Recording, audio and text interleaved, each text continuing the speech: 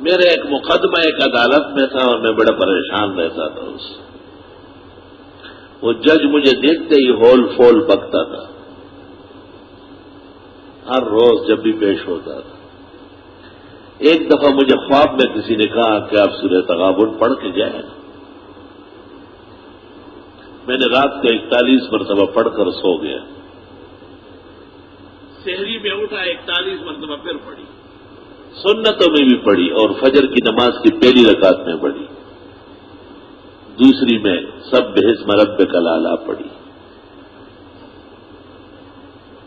عدالت جاتے جاتے پہنچتے پھر میں نے 41 ہم 12 پہ جوڑ کر خدا کی قسم لا الہ الا اللہ محمد الرسول اللہ جیسے میں پیش ہوا مجھے ایسا دیکھا کہ مولانا آج آپ کے حق میں فیصلہ ہے اور آپ سے 2 سال کی معافی مانگنی ہے.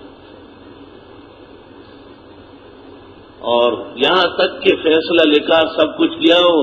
مجھے کہا آپ کو میں اپنی گاڑی میں گلشن چھوڑ کے آتا ہوں. جج کیا میں نے کہا اللہ اس صورت میں آپ نے کیا کمالات رکھے اور ہم اس سے نادان اور بے خبر ہیں. دنیا و دین کے ہر مشکل کے لیے آپ اس کو پڑھا کریں. پڑھتے پڑھتے آپ کا وظیفہ بن جائے گا. پھر اس کو آپ پڑھیں گے تو آسمان و زمین آپ کے کہنے سے ہلیں گے حرکت کریں گے. یاد رکھنا بھولنا نہیں.